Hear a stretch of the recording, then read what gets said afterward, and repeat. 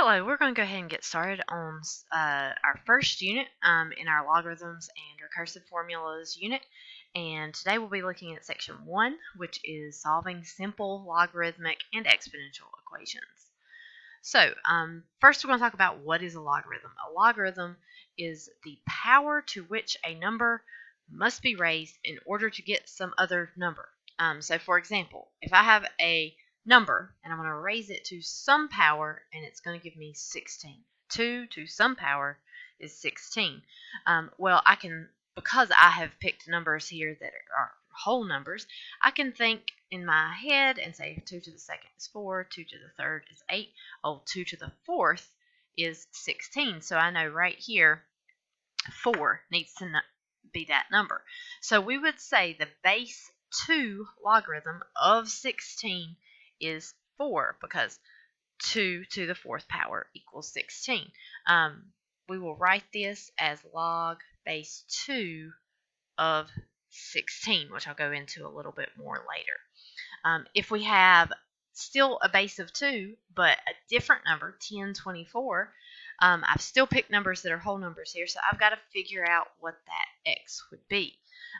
So if I was I'm opening up Desmos over here. Desmos is the calculator that we'll be using most of the time. I would suggest that you add that app to your phone, or you can use the one on the computer, either way, but we'll be using it a lot. So if I type in, let's just take a guess at this, 2 to the 8th, not high enough, that's only 256. To the 9th is 512, and 10th is going to get it there. So this number right here should be 10. So we would say the base 2 logarithm of 1024 is 10. And again, that could be written log base 2 of 1024 equals 10. I guess I didn't put equals 4 up here. So that probably seems a little bit like some mathematical magic that doesn't really apply to anything, but there are actually a lot of places that logarithms are used. The Richter scale, which I actually, as I was kind of looking up a few things about the Richter scale, learned that is an old earthquake intensity model. The one that scientists use more now is the moment magnitude scale. However, a lot of people still refer to it as the Richter scale, especially whenever you're just trying to describe an earthquake. This one should be particularly relevant to us since the recent earthquake in Sparta. So that's been kind of interesting to look at. The decibel scale is your sound intensity. And it is also on a logarithmic scale. We use logarithms in data analysis a lot of times, and really in a lot of other instances where we must deal with very large numbers. So I just want to show you a few of those examples real quick. The first thing I have for you is just a quick overview of the Richter scale. The Richter scale, anything below a 3 is typically not felt by most people, but instruments record it. There are more than 100,000 of those every year. They happen all over the place all the time. We don't even know that they occur. However, at a 3, typically people begin to be able to feel the earthquakes. Now, the earthquake that happened in Sparta was a 5.1, so it was right here in this range. It's moderate. Some damage to weak structures, and you may have seen in the news there were a few buildings downtown that didn't look like they were in great shape to begin with, that had some bricks falling off of them and whatnot. So that is the earthquake that we experienced. Of course, we were not at the epicenter. I was actually in Asheville, so I didn't even hardly feel it at all, but I did feel it. We didn't feel the full intensity of a 5.1 because we were not at the epicenter, but at least from reports that I heard around here, that you could feel it pretty strongly. So if you were awake. And so what we need to consider here, in the Richter scale, each level of the Richter scale is 10 times greater than the level before it. So at that 5.1, if we were to have an earthquake that was a 6, that would be 10 times worse than the 5 that you experienced. If we had a 7, well, a 7 is 10 times worse than a 6, so it is 100 times worse than a it is 100 times worse than the 5 that you experienced. So from a 5 to a 6, that's 10 times bigger, and then from a 6 to a 7, that's another 10 times bigger, so that's 100 times worse. And then if you had an 8, it'd be 10 times greater, so an 8 would be 1,000 times worse than the earthquake that you experienced at the 5.1. So, of course, whenever you get into 8s, you see severe destruction, loss of life, terrible damage, and typically we do not have nearly as many of those every year. So, the Richter scale operates on that logarithmic scale, because if you have, like a log base 10 of something equals 3, that's really, I really am a little bit ahead of myself, but that's 10 to the third power, which is 1,000. If you have log base 10 of something equals 4, well, that's 10 to the fourth power, which is 10,000, so 10 times worse there. And we'll go over this just in a second. I also put on here some different things about decibels. This is just a general overview to give you an idea of what your typical sound ranges are. Normal conversation is at a 60 decibel range. A chainsaw, leaf blower, snowmobile, that's 106 to 115. So it kind of gives you an idea of where your sounds would be. Anything above an 85 is considered harmful. This next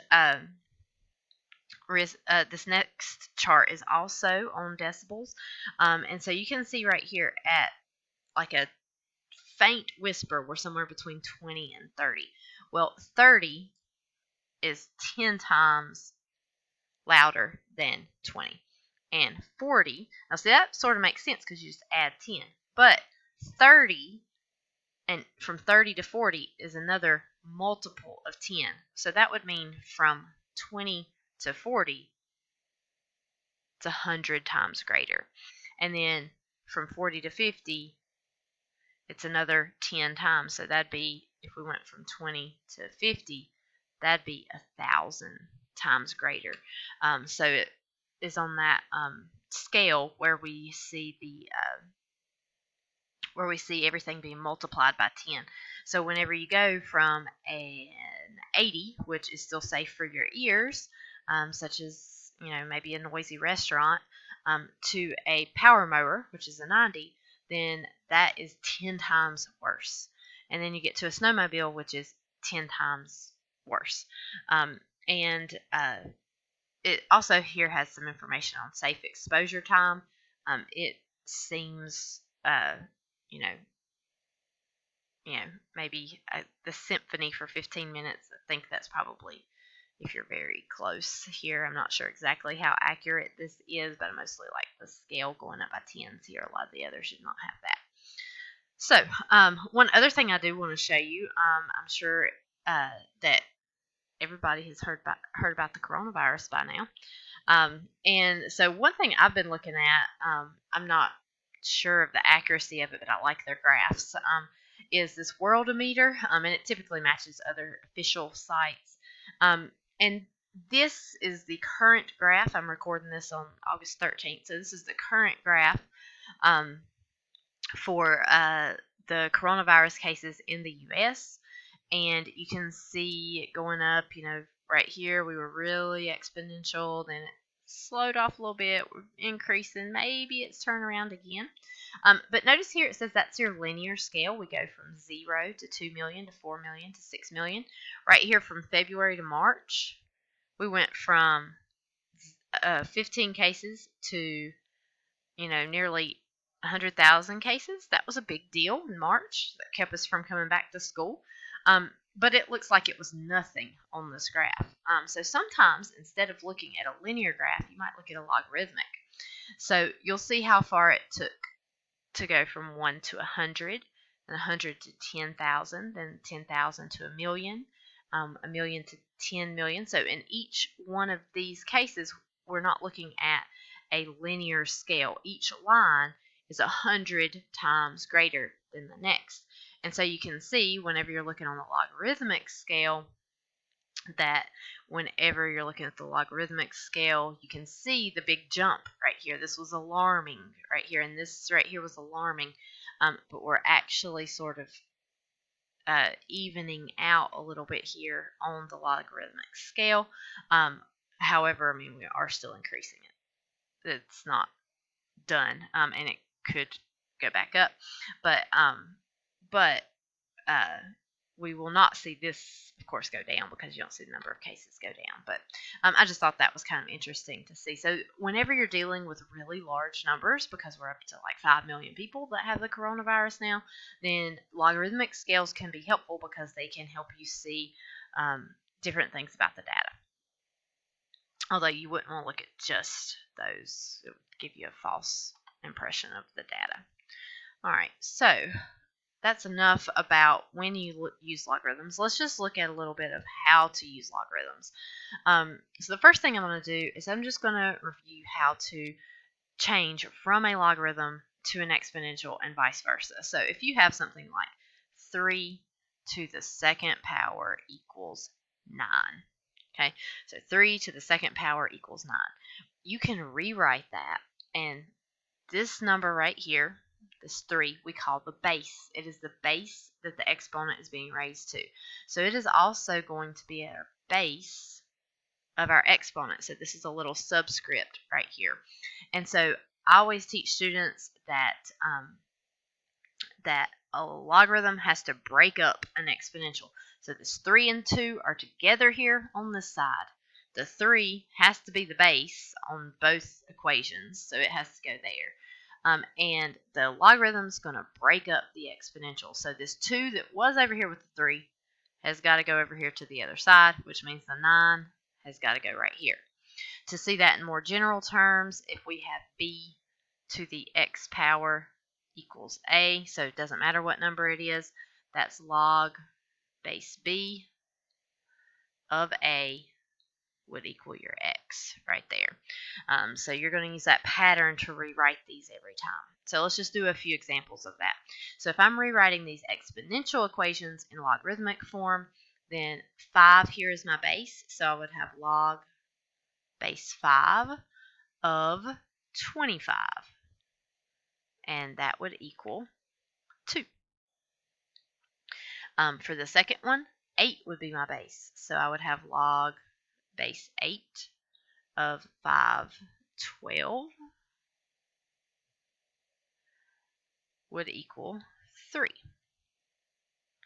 And then for this last one, I would have log base 6 of 125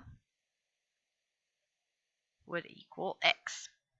Okay, so the base on the exponent must be the base on the logarithm, and then you're going to have to switch these two right here on sides of the equation. To rewrite each logarithm as an exponential, we're just going to do that in reverse. So this base right here is 5, so that has to be here. The exponent can't be 625 because those two are on the same side, so it's got to be to the 4th power, which equals 625. Here, my base is 2, so 2 to the 3rd power equals 8. And for this last one, I've got 7 to the 10th power equals x. Okay, we are going to look at a few special logarithms, and these are ones that are used very often. One of those is called the common log, and whenever you see a common log, you'll just see log with a number behind it. There will not be a base written at all. Whenever you see that, we assume that the base is 10. Base 10 is used very, very, very often because, of course, our whole number system is based on tens. So you'll see common logs used very often. Another very common logarithm that you'll see is called the natural log. And if you see a ln of a number, that is a natural log. And that really is log base e, although we don't write it that way. And e is a special number. It's a lot like pi. When we see pi, we know pi is 3.14159 and so on. E is sort of the same. Let me type in E over here. And E is 2.71828182846, and it continues on as well. E is a special number that we use a lot whenever we're dealing with continuous growth, such as in population growth and matters of that nature. Also could be used in interest and those sort of things. So E is something that we use a lot in upper level math, so natural logs are very common as well. If you want to know more about what that E means, there's a lot of good videos on YouTube about what it is, but we won't spend time on that now. All right, so something really important to understand: logs and exponentials are inverses of each other. Inverses are functions that undo each other. For example, addition and subtraction are inverses. So if my function is x plus 2, the inverse of that is x minus 2. Those are inverses of each other. They undo each other. So I'm going to go over here to Desmos. Desmos has a really cool feature. I can type in f of x equals log of x. Remember, when I'm typing in log of x, there's a base 10 on that right there. And then I'm going to type in g of x equals 10 to the x. Here it's graphing. We don't need to know that necessarily today. But if I want to find f of 5 gives me this crazy number right here. So if I can copy, it doesn't copy well. Well, let me just right click. No, I don't think it likes to copy this number, but we'll try. So if I copy that number, if I plug that into g of x, look what it gives me. It gives me 5. So what I've done there is, if I take the log of 5, it gives me this number. And then if I take 10 to this number, it gives me 5 back. So those undo each other. And this would be the case even if we don't use 5. If we use 8, we get this number. And g of this number. Uh-oh, lost my parentheses there. G of this number is 8. So those undo each other. We'll talk more about inverses in the future, so you don't need to know tons about that. But they are inverses, so they undo each other. A couple more things you need to know. Domain. For logarithms, you cannot take the log of any number that is less than or equal to 0. So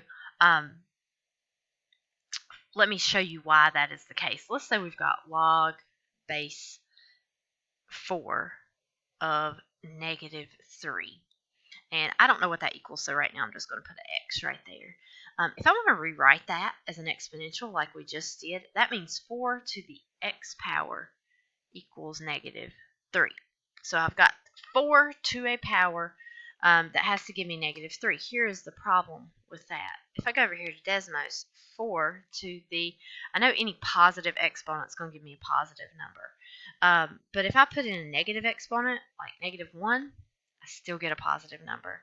Negative 2, negative 3, negative 4, still all positive numbers. Because if you remember about negative exponents, if I have 4 to the negative 2, that is 1 over 4 squared, which is 1 over 16 there. So it is never, ever going to give you a negative number. So this is not going to work. You can't take a log of a negative number. The same is going to be true for 0. If I'm trying to do log base 2 of 0, I don't know what that equals, so just like on the last one, I'm going to let that equal x. So that would be 2 to the x power equals 0. So the same thing here. I've got 2 to the x power equals 0. So you might think to yourself, oh, the answer is 0. 2 to the 0 is 0. It is not. Anything to the 0 power is 1. So that's something we forget sometimes. But 2 to the 0 power is 1, so that doesn't work. If I try negative numbers, I'll get fractions. If I try like 50, I still get really small numbers. This is close to 0, but it does not equal 0. So we also cannot take the log of 0 as well. So you need to double check your answers to make sure you don't have numbers that would give you a negative in the logarithm. If you do have those, then you probably either have made a mistake or it could be a problem where there's no solution. Okay, one more thing before we do solve some equations here is that one thing I need to show you, just because some of you could possibly be using the TI-84 calculators, and they will not do logarithms the same as Desmos.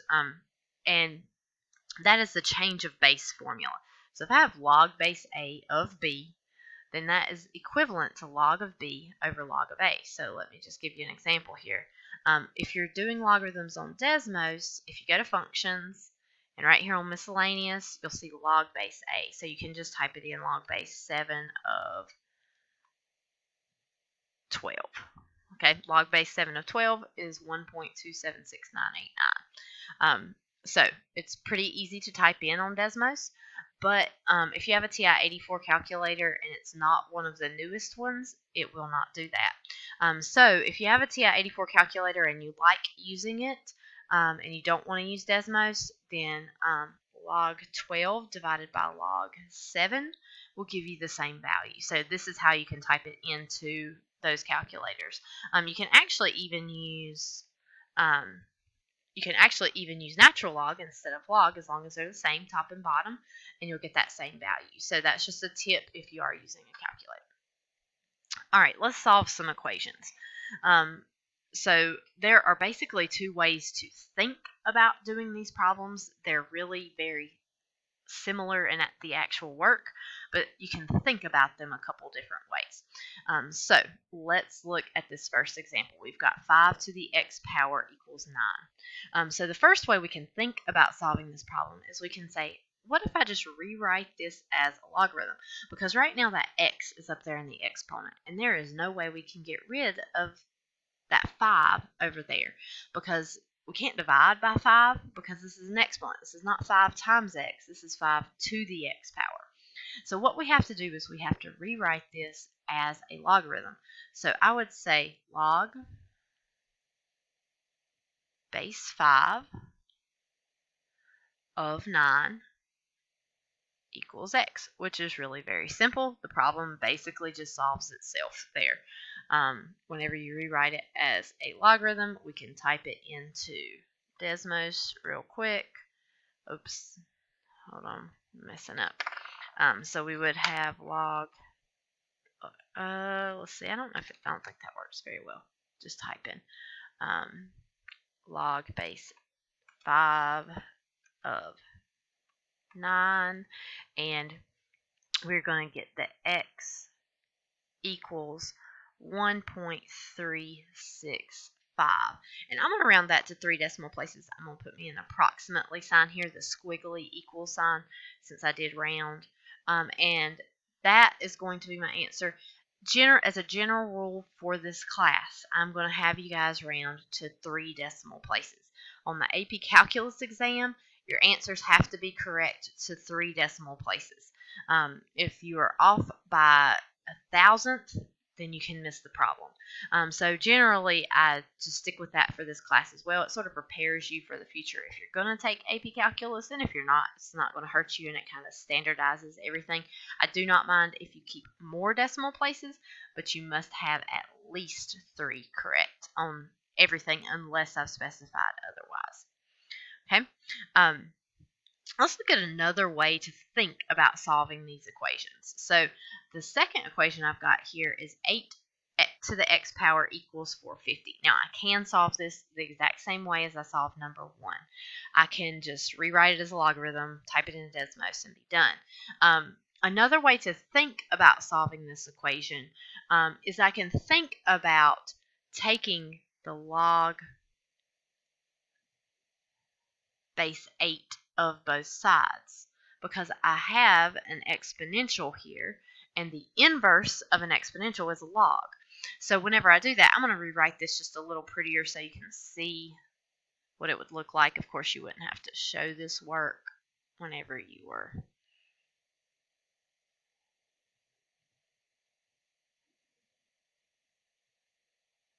doing the problems. So I've got log base 8 of 8 to the x and log base 8 of 450. Well, when you have a log base 8 and an exponent base of 8, they cancel each other out. So the only thing left on this side is x, and the only thing left over here is log base 8 of 450. Now, essentially the work is exactly the same, just a matter of how you're thinking about it. Whenever we get to number 8 over here, we're going to need to think about it this way. The rest of these, it doesn't matter. So 8 and 450, and we're going to get 2.938. So x is about, I'm rounding here, 2.938. All right, 3 is a little bit different because for 3, I've got 10 to the 2x minus 4 equals 800. So I've got all this extra stuff up here, but we're still going to think about this the same way. Let's rewrite this one as a log. So it'd be log base 10. I don't have to write that 10 there. I can if I want. Just, you don't need it. So log base 10 of 800 equals 2x minus 4.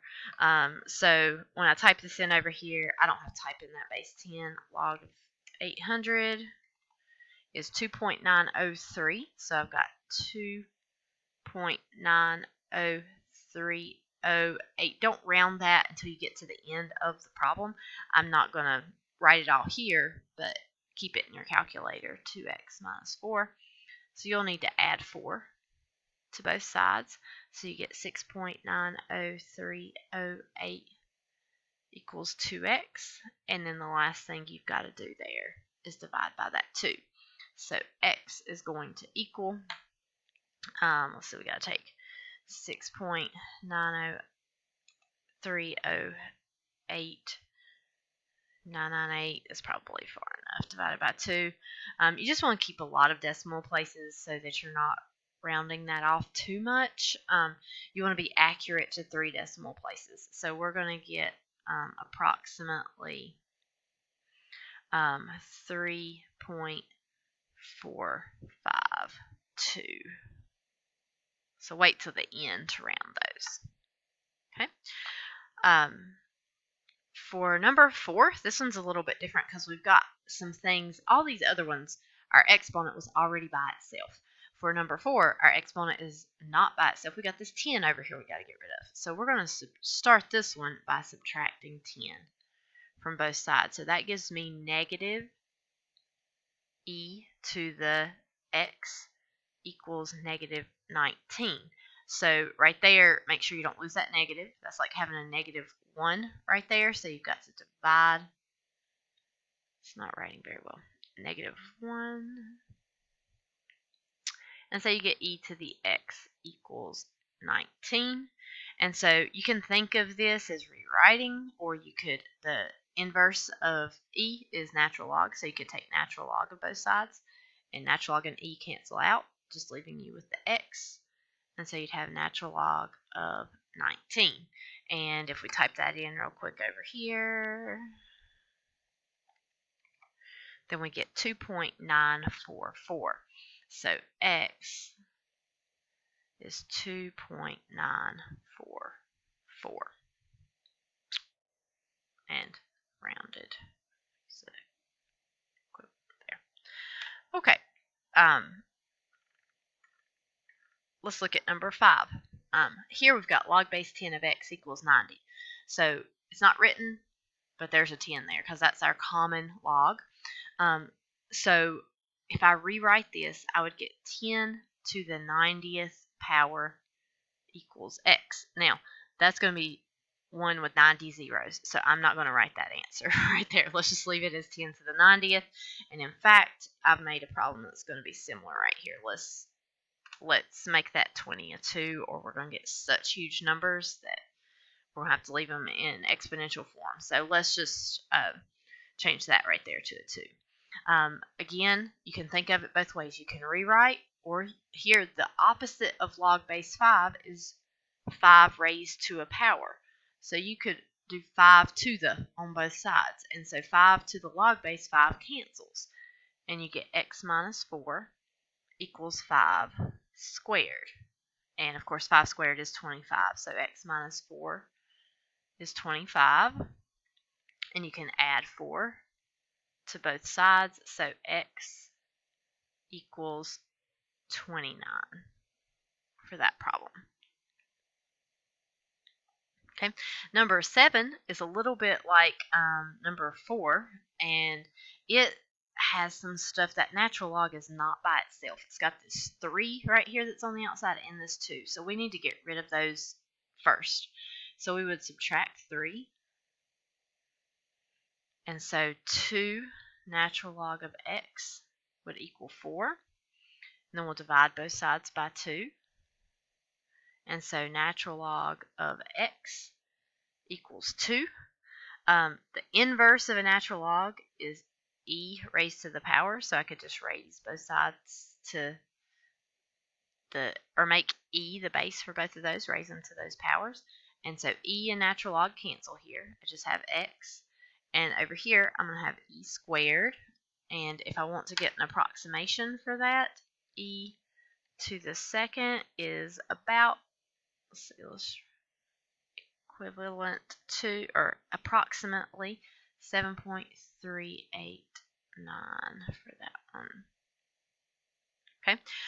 Number 8 is the last one that we're going to look at, and 8 we have to look at a little bit differently than 8 we have to look at a little bit differently than the rewriting, because it would be hard to rewrite this because you'd have a base of 10 here, but you also have a base of 10 over here on the other side, and you really can't rewrite that. So for this case, the best thing to think about is just do 10 to the power over here and 10 to the power over here. So 10 to the log base 10 cancels, and 10 to the log base 10 cancels. So both of the logarithms cancel out on both sides.